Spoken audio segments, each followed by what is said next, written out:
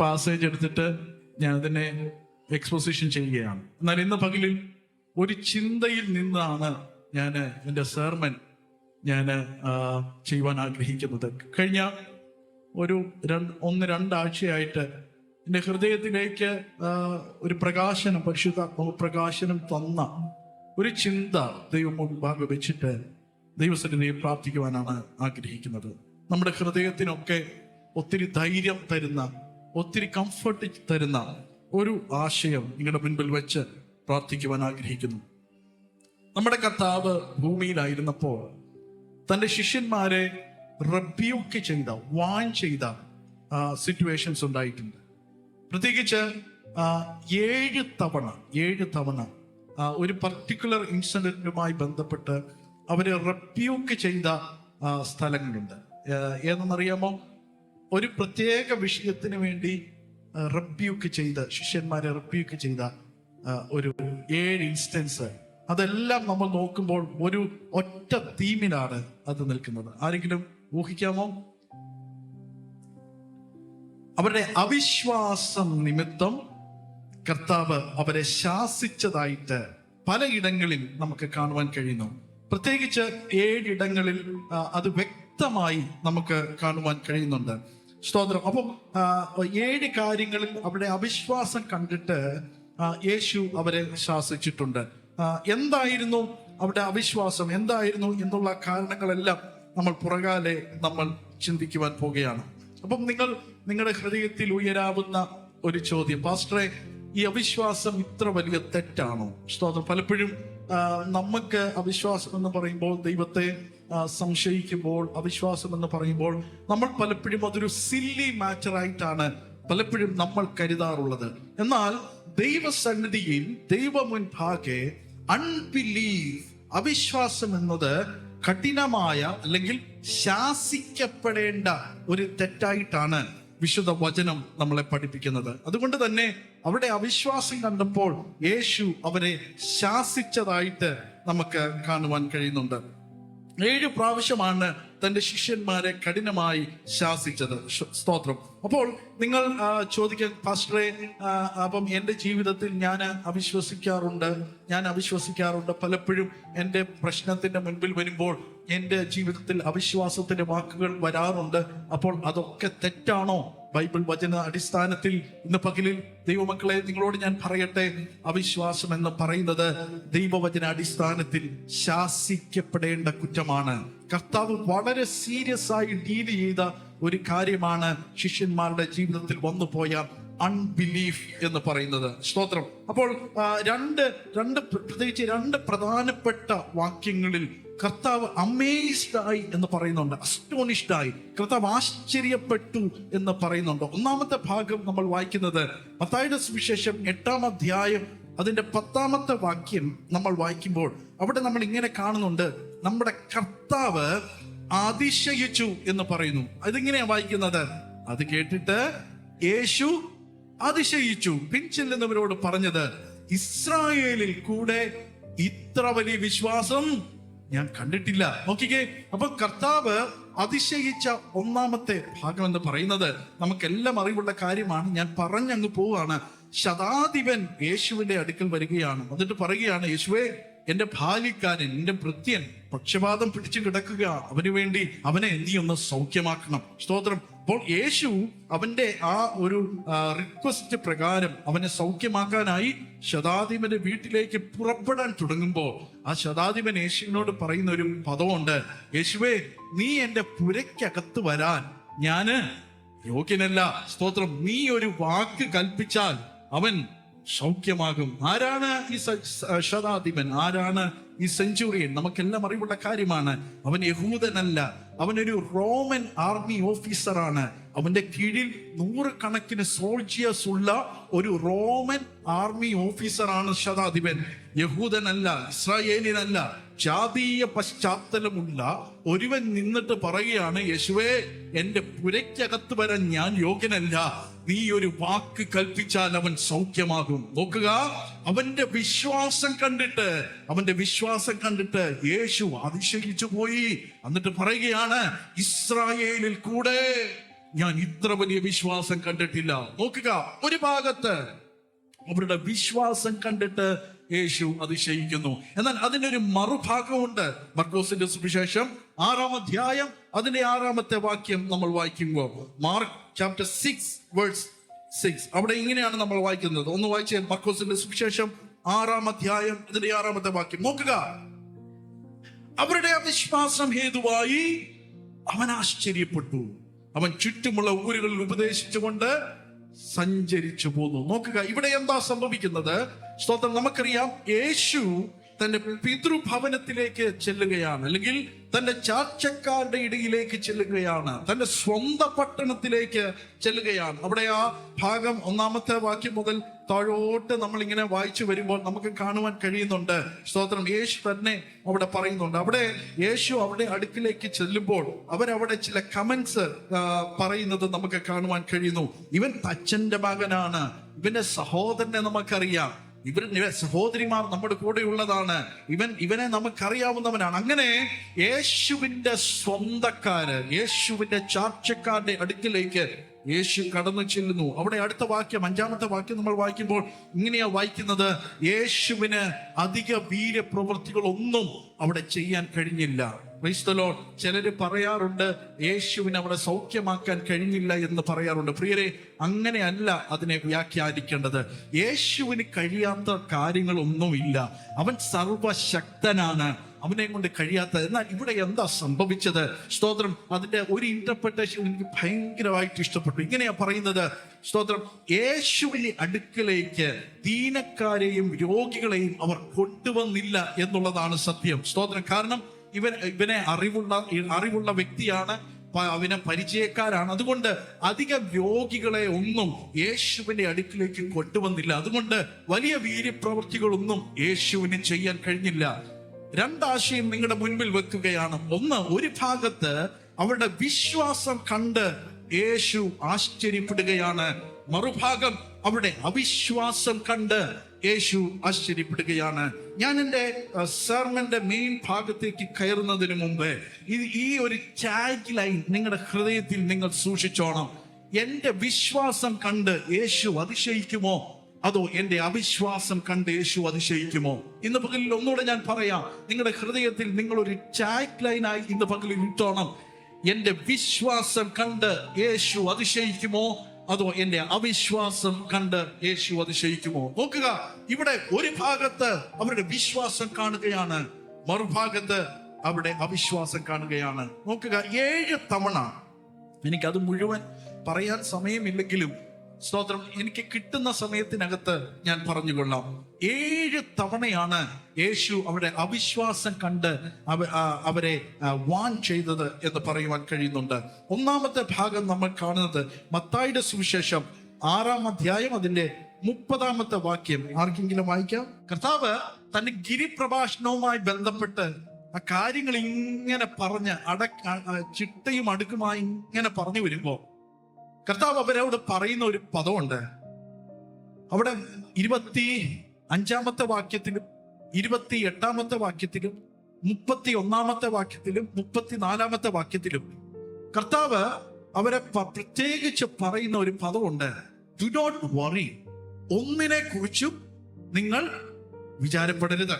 അപ്പം ശിഷ്യന്മാരെ അവരെ മനസ്സിലാക്കി, അവരെ ഡിസേൺ ചെയ്തിട്ട് കർത്താവ് പറയുക, നിങ്ങൾ ഒന്നിനെ കുറിച്ചും വിചാരപ്പെടരുത്. നിങ്ങൾ ആ വാക്യങ്ങളെല്ലാം എഴുതുന്നെങ്കിൽ എഴുതിക്കോണം. 21, 24, 31, 34 ഇത്രയും വാക്യങ്ങളിൽ നോക്കിക്കേ, നിങ്ങൾ എന്തു തിന്നും എന്തും ഉടുക്കും എന്നുകൊണ്ട് വിചാരപ്പെടരുത്. അങ്ങനെ അവരുടെ പലപ്പോഴും പ്രിയരെ, നമ്മളെപ്പോഴും വിചാരപ്പെടാറുള്ള ഒരു കാര്യം എന്ന് പറഞ്ഞാൽ നമ്മുടെ മെറ്റീരിയലോടുള്ള ബന്ധത്തിലാണ്, അല്ലേ? എൻ്റെ ആത്മീയം കുറഞ്ഞു പോയത് കൊണ്ട് വിചാരപ്പെടുന്നവരെങ്കിലും, എൻ്റെ ആത്മീയം കുറഞ്ഞു പോയി, ഞാൻ സ്പിരിച്വലി ഇച്ചിരി വീക്കാണ് എന്ന് പറഞ്ഞ് വിചാരപ്പെടുന്നവരുണ്ടോ? ഉണ്ടാകാം. എന്നാൽ അതിനേക്കാളൊക്കെ ഉപരിയായി പലപ്പോഴും നമ്മൾ വിചാരപ്പെടാറുള്ള ഒരു കാര്യം എന്ന് പറയുന്നത് നമ്മുടെ ഭൗതിക കാര്യമാണ്. ഒരു ജോലി നഷ്ടപ്പെട്ടാൽ, അല്ലെങ്കിൽ ഭൗതികമായി നമ്മൾക്കൊരു തകർച്ച സംഭവിച്ചാൽ പലപ്പോഴും നമ്മൾ വിചാരപ്പെട്ടു. അപ്പം ഇവിടെ കർത്താവ് പറയുകയാണ്, അവിടെ മെറ്റീരിയലായ, അവിടെ ഫിസിക്കലായ ആവശ്യത്തെ കണ്ടിട്ട് കർത്താവ് പറയാ, നിങ്ങൾ വിചാരപ്പെടരുത്. പ്രിയരെ, ഒരു കാര്യം ഇതിനകത്ത് ഇന്നൊരു ആപ്ലിക്കേഷനായി ദൈവസഭയുടെ മുൻഭാഗം ഞാൻ വെക്കാം. നമ്മുടെ സ്പിരിച്വൽ കാര്യം ദൈവം നിറവേറ്റുന്നത് പോലെ തന്നെ നമ്മുടെ ഭൗതിക കാര്യവും കർത്താവ് നിറവേറ്റും. സ്തോത്രം ചെയ്യാൻ പറ്റുന്ന എത്ര പേരുണ്ട്? എന്റെ ആത്മീയ കാര്യം നിറവേറ്റുന്നത് പോലെ തന്നെ എന്റെ ഭൗതിക വിഷയങ്ങളും ദൈവം നിറവേറ്റും. മുമ്പേ അവന്റെ രാജ്യവും നീതിയും അന്വേഷിപ്പീൻ, അതോടുകൂടെ ഇതൊക്കെയും നിങ്ങൾക്ക് ലഭിക്കും. അനുഗ്രഹിക്കുന്ന ഒരു ഫ്രേസ് ഞാൻ എവിടെയോ വായിച്ചത് ഞാൻ ഓർക്കുന്നുണ്ട്. When you take care of God's business, God will take care of your business. നിങ്ങൾ ദൈവത്തിന്റെ ബിസിനസ് നോക്കിയാൽ നിങ്ങളുടെ കാര്യം ദൈവമേക്കും. ഇന്ന് പകലിൽ വിശ്വസിക്കണം കേട്ടോ. ഇന്ന് പകലിൽ ഈ ദൂത് ചിലരോട് വ്യക്തമായി പരിശുദ്ധാത്മാവ് നൽകി തന്ന ദൂതാണ്. ഞാന് ഈ ദൂത് വളരെ സിമ്പിൾ ആയതുകൊണ്ട് പല ദൂതുകളിലേക്കൊക്കെ ഇങ്ങനെ ഷിഫ്റ്റ് ചെയ്യാൻ നോക്കിയപ്പോഴും പരിശുദ്ധാത്മാവ് എന്നോട് ഈ ഫ്രേസ് തന്നെ പറയാൻ പറഞ്ഞു. ബെർലേ, സഭയിലുള്ള അവിശ്വാസത്തെ ഡീല് ചെയ്യാൻ ദൈവമക്കളോട് പറയണമെന്ന് പരിശുദ്ധാത്മാവ് വളരെ വളരെ ഹൃദ്യമായി എന്റെ ഹൃദയത്തോട് ഇടപെട്ടതുകൊണ്ടാണ് ഇന്ന് പകലിൽ ഞാൻ ഇവിടെ പറയുന്നത്. ഇന്ന് പകലിൽ നിങ്ങൾക്ക് ഈ ദൂതിനൊരു തലകെട്ട് കൊടുക്കണമെങ്കിൽ ഇങ്ങനെ കൊടുത്തോണം: ഡീൽ വിത്ത് യുവർ അൺബിലീഫ്. നിന്റെ അവിശ്വാസത്തെ ഇന്ന് പകലിൽ ഡീൽ ചെയ്തിട്ട് ഇതിനകത്ത് നിന്ന് എഴുന്നേറ്റ് പോകാവൂ. സ്തോത്രം ചെയ്യാൻ കഴിയുന്ന എത്ര ദൈവമുണ്ട്. ഒരു പക്ഷേ എന്റെ വാക്കിനകത്തായിരിക്കും അവിശ്വാസം വന്നത്. എന്നാൽ ഇന്ന് പകലിൽ പരിശുദ്ധാത്മ നിയോഗത്തിൽ ഞാൻ ഇന്ന് പകലിൽ ഒരു ദൂത് വിളിച്ചു പറയാം: ഡീൽ വിത്ത് യുവർ അൺബിലീഫ്. നിന്റെ അവിശ്വാസത്തെ ഇന്ന് പകലിൽ ഡീൽ ചെയ്യുക. അപ്പൊ നോക്കുക, കർത്താവ് പറയുന്ന ഒന്നാമത്തെ ആപ്ലിക്കേഷൻ എന്ന് പറയുന്നത്, നമ്മുടെ ഭൗതിക കാര്യം നിറവേറ്റാൻ എന്റെ ദൈവം വിശ്വസ്തനാണ്. ആമേൻ, ഹല്ലേലൂയ. കഴിഞ്ഞ നാളുകളിൽ ഒന്ന് ചിന്തിച്ചു നോക്കിക്കേ. സ്തോത്രം. ഞാന് 2022 നമ്മൾ ഈ ചർച്ച ആരംഭിക്കുന്നത്. 2022 മാർച്ചില്. അന്ന് എനിക്കൊരു ജോലി ഉണ്ടായിരുന്നു. ചർച്ച ആരംഭിച്ചു 1 മാസത്തിനുള്ളിൽ എന്റെ ജോലി പോയി. ഞാൻ ഏപ്രിലിൽ അവിടെ ചെന്നു. രാവിലെ ചെന്നു, ഒന്നും അറിഞ്ഞില്ല. ഞാൻ കമ്പനി ചെന്ന് എന്റെ വർക്ക് തുടങ്ങി. ഒരു ഉച്ചയായപ്പോഴത്തേന് എന്റെ മാനേജർ വന്നിട്ട് പറഞ്ഞു, ഒരു പേപ്പർ കൊണ്ടുവന്നിട്ട് പറഞ്ഞു, നിനക്ക് പോകാം. ഞാൻ പറഞ്ഞു, എന്താണ് കുഴപ്പം, എന്താണ് വിഷയം? കാരണം ഞാൻ എൻ്റെ ജോലിയെല്ലാം കൃത്യമായി ചെയ്യുന്നു, ഒരു കാരണവും ഇല്ല. ഒരു പേപ്പർ എന്നിട്ട് പറഞ്ഞു, you can go, you can leave. അന്നേരെ കാരണം ഇങ്ങനെ ഈ നമ്മൾ പ്രത്യേകിച്ച് അറിയാം, നമ്മൾ ഇങ്ങനെയുള്ള ജോലിയൊക്കെ ചെയ്യുമ്പോൾ ഒത്തിരി സെൻസിറ്റീവ് ഡാറ്റാസ് ആയിട്ട് നമ്മൾ കാര്യങ്ങൾ ചെയ്യും. അതുകൊണ്ട് ഒരു കാര്യം എടുക്കാതെ തന്നെ എന്നോട് പറഞ്ഞു, പെട്ടെന്ന് പോ. ഞാൻ ആ പേപ്പറുമായിട്ട് വീട്ടിലോട്ട് വന്നു. ലിജി എന്ന വീട്ടിലുണ്ട്. ലിജി പറഞ്ഞു, അച്ഛൻ ഇന്ന് തന്നെ വെക്കേഷൻ എടുത്തു. പറഞ്ഞു, ഇനിയിപ്പോ അങ്ങോട്ട് വെക്കേഷൻ ആണ്. അപ്പൊ ഞാൻ എന്താ പറഞ്ഞു, ഞാൻ ഈ പേപ്പർ അങ്ങോട്ട് കൊടുത്തിട്ട് പറഞ്ഞു, എന്നെ പറഞ്ഞു വിട്ടു. നമ്മൾ ചർച്ച തുടങ്ങിയിട്ട് 1 മാസം കഴിഞ്ഞതേ ഉള്ളൂ. ഞാൻ ദൈവസന്നിധിയിൽ ഒത്തിരി ഭാരപ്പെട്ടു, ഒത്തിരി പ്രയാസപ്പെട്ടു. കാരണം ദൈവസഭയുടെ കാര്യങ്ങൾ നടക്കേണ്ടതായിട്ടുണ്ട്, കുടുംബത്തിന്റെ കാര്യങ്ങൾ ചെയ്യേണ്ടത്, പല കാര്യങ്ങൾ ഞാൻ മുൻപ് പറഞ്ഞതുപോലെ വിചാരപ്പെടാൻ തുടങ്ങി. എങ്കിലും ദൈവസന്നിധിയിൽ മുട്ടുമടക്കി ദൈവസന്നിധിയിൽ പ്രാർത്ഥിച്ചു, കർത്താവേ, അങ്ങയുടെ ഹിതമാണെങ്കിൽ അത് നടക്കട്ടെ, വേറൊരു ജോലി കർത്താവേ ഒരുങ്ങണമേ. ദൈവസന്നിധിയെ കുറച്ച് സമയങ്ങൾ പ്രാർത്ഥിക്കാനായി ലഭിച്ചു. ഞാനിങ്ങനെ പ്രാർത്ഥിക്കാൻ ആരംഭിച്ചു.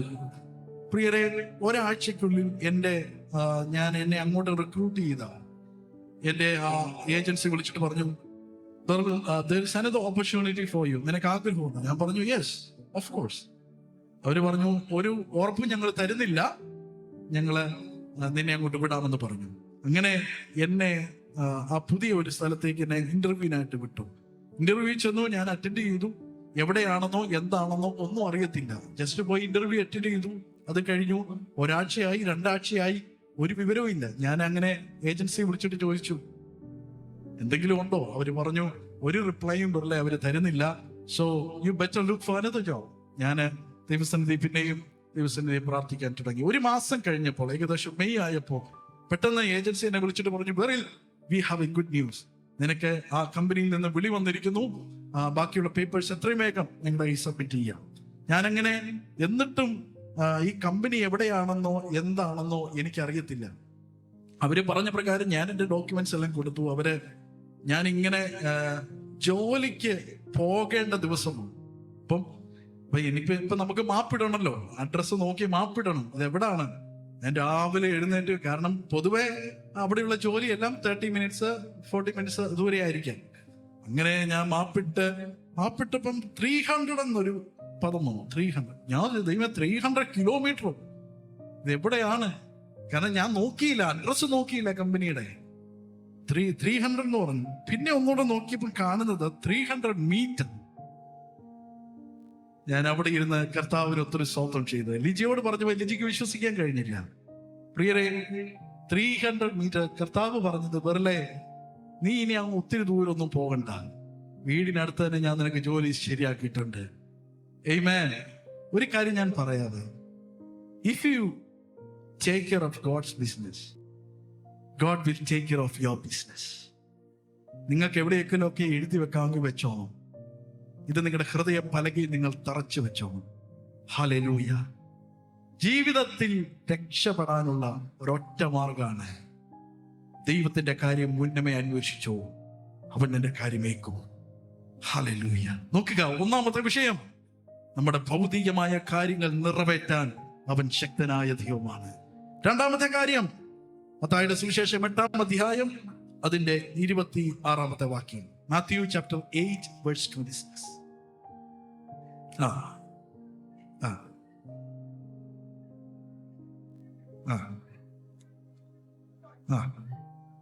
നോക്കിക്കേ, രണ്ടാമത്തെ വിഷയം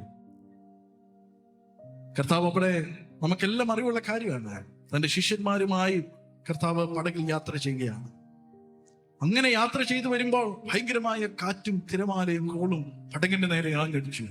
ഇവിടെ കർത്താവ് എഴുന്നേറ്റിട്ട് ഒരു പദം പറയുന്നുണ്ട്, "യു ഓഫ് ലിറ്റിൽ ഫെയ്ത്ത്", അല്പവിശ്വാസികളെ.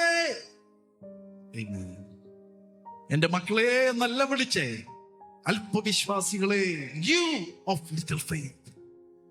അത് ഗ്രീക്കിൽ നമ്മൾ അത് പഠിക്കുമ്പോൾ അതൊരു വാണിംഗ് ആയിരുന്നു.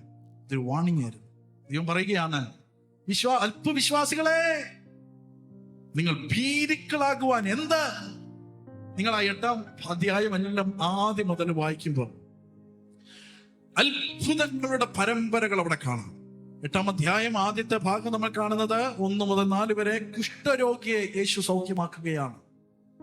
അതിനെ 5 മുതൽ താഴോട്ട് 13 വരെയുള്ള വാക്യങ്ങൾ അവിടെ നമ്മൾ കാണുന്നത് ശതാധിപന്റെ ഭൃത്യനെ സൗഖ്യമാക്കുന്ന രംഗമാണ്. അതിനുശേഷം 13-ഉം 14-ഉമാണെന്ന് തോന്നുന്നു, 14-ഉം 15-ഉമാണ് പത്രോസിന്റെ അമ്മായി അമ്മയെ സൗഖ്യമാക്കുകയാണ്. അതിനുശേഷം 16-ഉം 17-ഉം നിങ്ങൾ കാണണം, അനേക ദീനക്കാരെ, അനേക ഭൂതഗ്രസ്തരെ യേശു സൗഖ്യമാക്കുകയാണ്. ഇതിനുശേഷമാണ് ഇവർ യാത്ര തുടങ്ങുന്നത്. നോക്കുക, അത്ഭുതങ്ങളുടെ പരമ്പരകൾ ലിസ്റ്റ് അവിടെ കൊടുത്തിരിക്കുകയാണ്.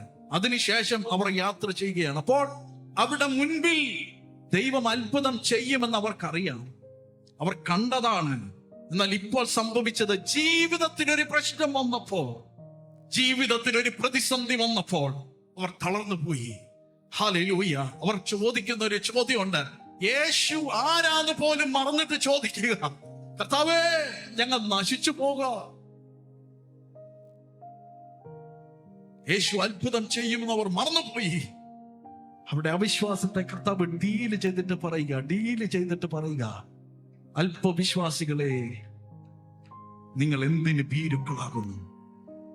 ഇന്ന് പകലിൽ ഒരു കാര്യം ഞാൻ പറയട്ടെ, ഒരു കാര്യം വിശ്വസിച്ചോണം, കഴിഞ്ഞ നാളുകളിൽ അത്ഭുതം ചെയ്ത ദൈവത്തിന് നാളെയും അത്ഭുതം ചെയ്യാൻ കഴിയും. ആമേൻ പറയാൻ പറ്റുന്നവർ ആമേൻ പറഞ്ഞു. കഴിഞ്ഞ നാളുകളിൽ നിനക്ക് വേണ്ടി പ്രവർത്തിച്ച ദൈവത്തിന് നാളെയും നിനക്ക് വേണ്ടി പ്രവർത്തിക്കാൻ കഴിയും.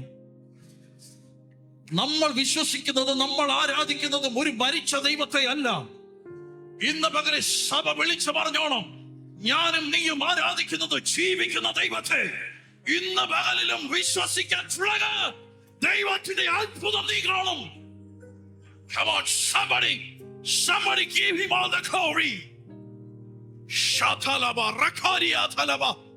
ഇന്ന് പകലിലും ജീവിക്കുന്ന ദൈവത്തിന് പ്രവർത്തിക്കാൻ ശക്തനാണ്.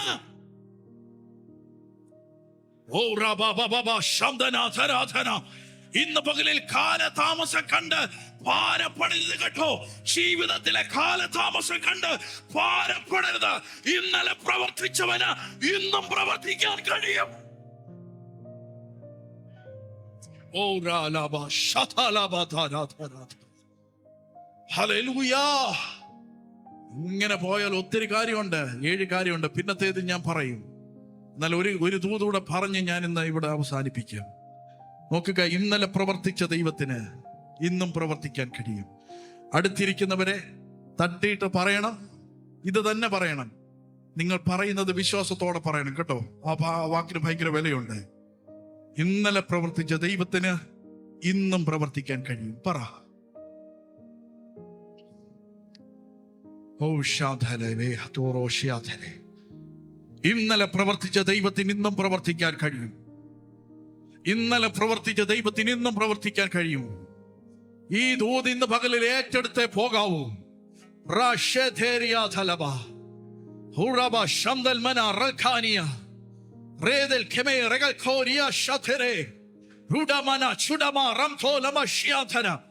എത്ര കാറ്റടിച്ചാലും, എത്ര കോളടിച്ചാലും, എത്ര തിരമാലകൾ പടകിന്റെ നേരെ ആഞ്ഞടിച്ചാലും ഇന്ന് പകലിൽ ഒരു കാര്യം വിശ്വസിക്കുക, ഇന്നലെ പ്രവർത്തിച്ചവന് ഇന്നും പ്രവർത്തിപ്പാൻ കഴിയും. ഓ, പഴയ നിയമത്തിൽ എനിക്ക് ഒത്തിരി ഇഷ്ടമുള്ള ഒരു ക്യാരക്ടറാണ് ഏലിയാവ്. എന്താണ് ഇഷ്ടപ്പെടാൻ കാരണം? ഏലിയാവ് നമുക്ക് സമസ്വഭാവമുള്ള മനുഷ്യനാണ്. പ്രത്യേകിച്ച് 5 പ്രാർത്ഥനകളാണ് ഏലിയാവിനെ കുറിച്ചുള്ളത്. 1, അവൻ മഴ പെയ്യാതിരിക്കാൻ പ്രാർത്ഥിച്ചു. 2, അവൻ പ്രാർത്ഥിച്ചത് മഴ പെയ്യാൻ പ്രാർത്ഥിച്ചു. 3, അവൻ പ്രാർത്ഥിച്ചത് കർമ്മേർ പർവ്വതത്തിൽ തീ ഇറങ്ങാൻ പ്രാർത്ഥിച്ചു. 4, അവൻ പ്രാർത്ഥിച്ചത് സ്വന്തം പ്രാണനെ എടുക്കാൻ പ്രാർത്ഥിച്ചു. 5-ാമത്തെ പ്രാർത്ഥന നമ്മൾ കാണുന്നത് മരിച്ച കുഞ്ഞിന്റെ ജീവൻ തിരിച്ചു വരാൻ പ്രാർത്ഥിച്ചു. ഏലിയാവിന്റെ പ്രത്യേകതകൾ, 5 പ്രത്യേക പ്രാർത്ഥനകൾ നിങ്ങൾക്ക് കാണാം. ആരാണ് ഏലിയാവ്? ദൈവത്തെ സേവിക്കുന്നവൻ, ദൈവത്തെ ആരാധിക്കുന്നവൻ, ദൈവസന്നിധി മുട്ടുമടക്കി പ്രാർത്ഥിക്കുന്നവൻ. നോക്കൂ, ഇത്രമാത്രം പ്രത്യേകതയുള്ള ഏലിയാവ്. ഇതിനകത്ത് 4-ാമത്തെ പ്രാർത്ഥന നിങ്ങൾ ശ്രദ്ധിച്ചോണം കേട്ടോ. ഹല്ലേലൂയ. മഴ പെയ്യാൻ അവൻ പ്രാർത്ഥിക്കുകയാണ്. എങ്ങനെയാ പ്രാർത്ഥിക്കുന്നത്? 2 മുട്ടുകളുടെ ഇടയിൽ തല വെച്ചിട്ട് അവൻ പ്രാർത്ഥിക്കുകയാണ്. അവൻ പ്രാർത്ഥന അങ്ങോട്ട് തുടങ്ങി കേട്ടോ. പ്രാർത്ഥന അങ്ങോട്ട് കത്തിക്കയറി. അങ്ങനെ പ്രാർത്ഥിച്ചങ്ങോട്ട് തുടങ്ങിയപ്പോൾ അവൻ പറയുക ഭൃത്യനോട്, നീ പോ കടലിന്റെ അക്കരെ പോയി നോക്കുക, എന്തെങ്കിലും കാണുന്നുണ്ടോ? ഈ ബാല്യക്കാരൻ കടലിനക്കരെ ചെന്നിട്ട് അവൻ നോക്കുകയാണ്, എന്തെങ്കിലും കാണുന്നുണ്ടോ, എന്തെങ്കിലും സാധ്യതയുണ്ടോ? അവൻ നോക്കിയിട്ട് വന്നിട്ട് പറഞ്ഞു, ഏലിയാവേ, ഒന്നും നമ്മൾ കാണുന്നില്ല. നോക്കുക, 1-ാമത്തെ പ്രാർത്ഥനയിൽ അവിടെ സംഭവിച്ചത് ഒന്നും സംഭവിച്ചില്ല കേട്ടോ. ഹല്ലേലൂയ. പ്രാർത്ഥന മുട്ടുമടക്കിയവൻ, മുട്ടുകളുടെ ഇടയിൽ തലവെച്ച് പ്രാർത്ഥിച്ചവൻ കേട്ട 1-ാമത്തെ ഉത്തരമെന്ന് പറഞ്ഞത് ഒന്നും സംഭവിച്ചില്ല. അവിടെ അവൻ പ്രാർത്ഥന നിർത്തിയില്ല, അവൻ പ്രാർത്ഥന ആരംഭിച്ചു തുടങ്ങി. നോക്കുക, 7-ാമത്തെ പ്രാവശ്യം ഭൃത്യൻ അവിടെ ചെന്നു നോക്കിയപ്പോൾ കൈ പോലെയുള്ള ഒരു മേഘം അവൻ കാണുകയാണ്. ഓടി വന്നിട്ട് പ്രവാചകനോട് പറഞ്ഞു, പ്രവാചക, ഞാനൊരു സാധ്യത കാണുന്നുണ്ട്. ഒരു മനുഷ്യന്റെ കൈ പോലെ ഒരു മേഘം ഞാൻ അവിടെ കാണുന്നു. അവിടെ നിങ്ങൾ കാണുക, ഏലിയാവ് അവിടെ പ്രാർത്ഥന നിർത്തി. എന്താ കാരണം? പ്രാർത്ഥിക്കുന്നവന് ഒരു ഉറപ്പുണ്ട്, വിശ്വസിക്കുന്നവന് ഒരു ഉറപ്പുണ്ട്. അതാണ് എബ്രായ ലേഖനത്തിൽ പറയുന്നത്, വിശ്വാസം എന്നതോ ആശിക്കുന്നതിന് ഉറപ്പ്, കാണാത്ത കാര്യത്തിന് നിശ്ചയം. ഇന്ന് പകലിൽ ചെറിയ സാധ്യതയാണെങ്കിലും ഇന്ന് പകലിൽ വിശ്വസിച്ച് കയറ്. നിനക്ക് വേണ്ടി ഒരു മേഘം പോകുന്നുണ്ട്. കൈ പോലെ ഒരു സാധ്യത ഇന്ന് പകലിൽ പോകുന്നുണ്ട്.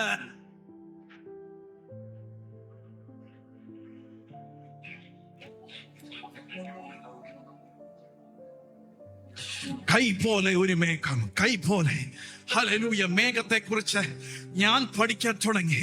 പല മേഘങ്ങളുണ്ട് കേട്ടോ. ഹല്ലേലൂയ. നിംബസ് എന്ന് പറയുന്ന മേഘമുണ്ട്. ഈ നിംബസ് മേഘമാണ് മഴ കൊണ്ടുവരുന്നത്. ക്യൂമുലസ് എന്ന് പറയുന്ന മേഘങ്ങളുണ്ട്. 40,000 ഇടിമേഘങ്ങളോളമുണ്ട്. അങ്ങനെ പല മേഘങ്ങളുണ്ട് കേട്ടോ. എന്നാൽ ഈ മേഘങ്ങൾക്കൊന്നും, കൈ പോലെയുള്ള ഒരു മേഘത്തിന്റെ ആകൃതി ഈ മേഘങ്ങൾക്കൊന്നുമില്ല. എന്നാൽ അവിടെ വെളിപ്പെട്ട മേഘം എന്താണ്?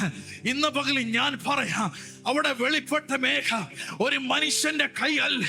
അവിടെ വെളിപ്പെട്ട മേഘം അത് ദൈവത്തിന്റെ കൈയാണ്. അത് ദൈവത്തിന്റെ കൈയാണ്. ഇന്ന് പകലിൽ പ്രാർത്ഥനയ്ക്ക് വേണ്ടി മുട്ടുമടക്കുന്ന കുഞ്ഞ് നിനക്ക് വേണ്ടി വെളിപ്പെടുന്നത് ഒരു മനുഷ്യന്റെ ഫലമല്ല, അവിടെ ദൈവത്തിന്റെ ഫലമാണ്.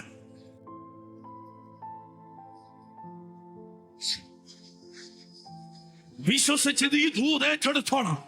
നിനക്ക് വേണ്ടി വെളിപ്പെടുന്നത് ഒരു മനുഷ്യന്റെ കരമല്ല, അവിടെ വെളിപ്പെടുന്നത് ദൈവത്തിന്റെ കരമാണ്.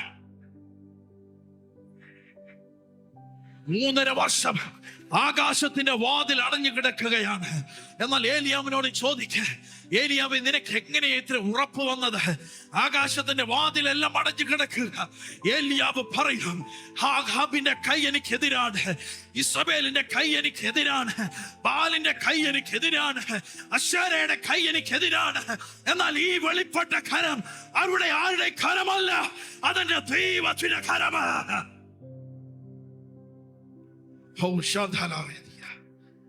പകലിൽ പ്രാർത്ഥിക്കുന്നവന് വേണ്ടി വെളിപ്പെടുന്ന ദൈവത്തിന്റെ കരമുണ്ട്. വിശ്വസിക്കണം കേട്ടോ. പ്രാർത്ഥിച്ചാൽ ഉടനടി മറുപടി എന്നല്ല ദൈവവചനം പറയുന്നത്. ഇതൊക്കെ ചില സമയങ്ങളിൽ നമ്മുടെ ഹൃദയത്തെ ഒന്ന് പഠിപ്പിക്കണം. മുട്ടുമടക്കിയ ഉടനെ എനിക്കൊരത്ഭുതം, നോ. ചില സമയങ്ങളിൽ വെയിറ്റ് ചെയ്യേണ്ടി വരും.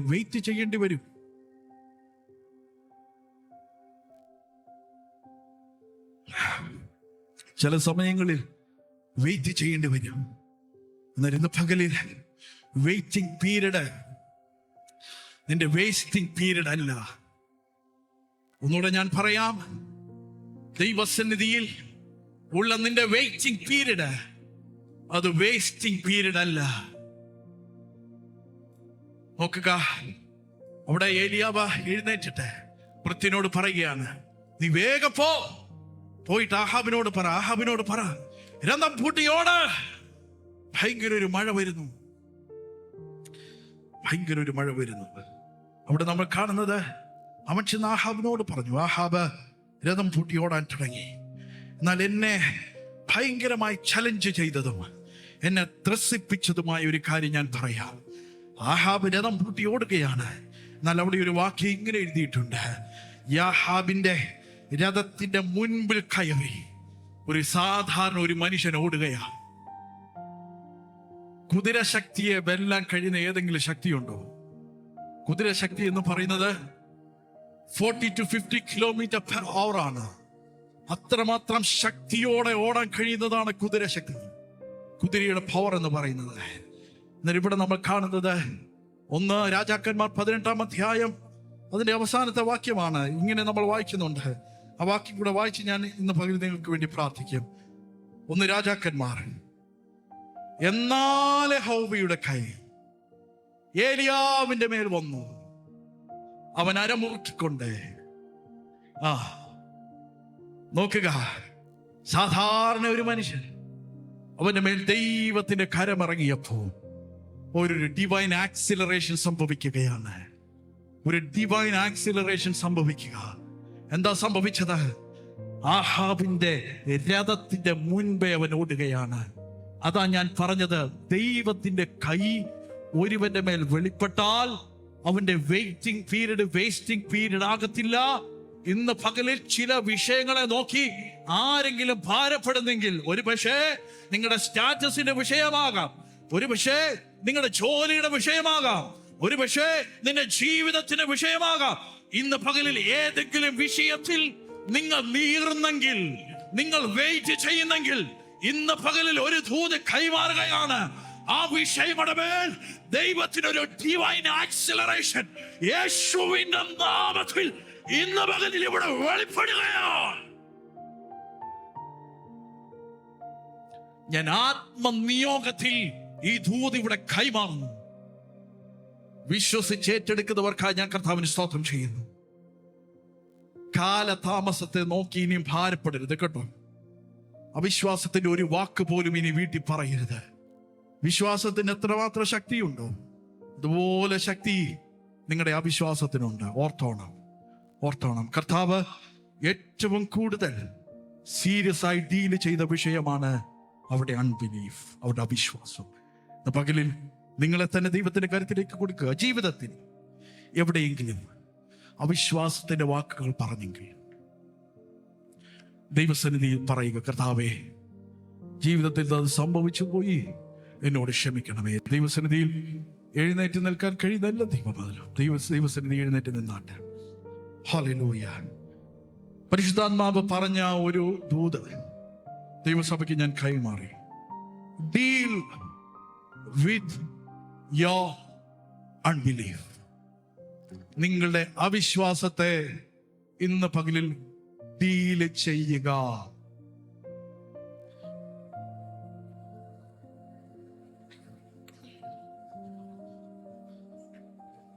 പ്രാർത്ഥിക്കുന്ന ഏലിയാവ്, ആരാധിക്കുന്ന ഏലിയാവ്, ദൈവസന്നിധിയിൽ മുട്ടയിൽ നിൽക്കുന്ന ഏലിയാവ്, അവനൊരു കാര്യം മനസ്സിലായി. ആകാശത്തിന്റെ കിളിവാതിലുകൾ അടയ്ക്കപ്പെട്ടത് ദൈവത്തിന്റെ കരമാണെങ്കിൽ അത് തുറക്കാൻ വെളിപ്പെട്ടതും ദൈവത്തിന്റെ കരമാണ്. ഇന്ന് പകലിൽ വിശ്വസിച്ചോണം. ജീവിതത്തിൽ ഏതെങ്കിലും മേഖലകളിൽ മുന്നോട്ട് ഇനി എങ്ങനെയാകുമെന്ന് ചിന്തിക്കുന്ന ആരെങ്കിലും ഉണ്ടെങ്കിൽ ആ അവസരത്തിൽ വന്ന് നിൽക്കുമ്പം പിശാച് ആഗ്രഹിക്കുന്നത് നിന്റെ നാവിൽ നിന്ന് അവിശ്വാസത്തിന്റെ വാക്കുകൾ പറയിപ്പിക്കാനാണ്. ഇന്ന് പകലിൽ എന്തെങ്കിലും നിങ്ങളായി തന്നെ അവിശ്വാസത്തിന്റെ ഒരു വേലിക്കെട്ട് തീർത്തെങ്കിൽ, ഒരു പക്ഷെ നിങ്ങളുടെ ജീവിതവുമായി ബന്ധപ്പെട്ട് അവിശ്വാസത്തിന്റെ ഒരു വേലിക്കെട്ട്, ഞാൻ ഇങ്ങനെ ആകത്തുള്ളൂ, എനിക്കിതേ സംഭവിക്കത്തുള്ളൂ, ഇനി ഒന്നും സംഭവിക്കുന്നില്ല, അങ്ങനെ ഒരു മൈൻഡ് സെറ്റിൽ ഒരു വേലിക്കെട്ട് തീർത്തെങ്കിൽ, ഇന്ന് പകലിൽ പരിശുദ്ധാത്മാവ് നിങ്ങളോട് പറയുന്നു, അങ്ങനെ തീർത്തെങ്കിൽ പ്രിയരെ, എത്ര പാസ്റ്റർമാര് പ്രാർത്ഥിച്ചാലും എത്ര അഭിഷിക്തന്മാര് പ്രാർത്ഥിച്ചാലും നിങ്ങളുടെ ജീവിതത്തിൽ വിടുതൽ നടക്കത്തില്ല. ഇന്ന് പകലിൽ അങ്ങനെ ഒരു അവിശ്വാസത്തിന്റെ വേലിക്കെട്ട് തീർത്തെങ്കിൽ ഇന്ന് പകലിൽ നിങ്ങൾ തന്നെ അതിനെ പൊളിക്കുക. ദൈവസന്നിധി പറയുക, കർത്താവേ, ഇത് സംഭവിച്ചു, ഞാൻ ഇങ്ങനെ പറഞ്ഞു എന്നോട് ക്ഷമിക്കണമേ. ഇന്ന് മുതൽ വിശ്വാസത്തിന്റെ വാക്കുകൾ പറഞ്ഞു തുടങ്ങുക. ഒരു സാധ്യതയും 0% ആയിരിക്കും നിങ്ങളുടെ മുൻപിൽ, 0% ആയിരിക്കും. ഒരു സാധ്യതയും ഇല്ലെങ്കിലും ഇന്ന് പകലിൽ വിശ്വാസത്തിന്റെ വാക്കുകൾ പറഞ്ഞു തുടങ്ങുക. വിശ്വാസത്തിന്റെ വാക്കുകൾ പറഞ്ഞു തുടങ്ങുക.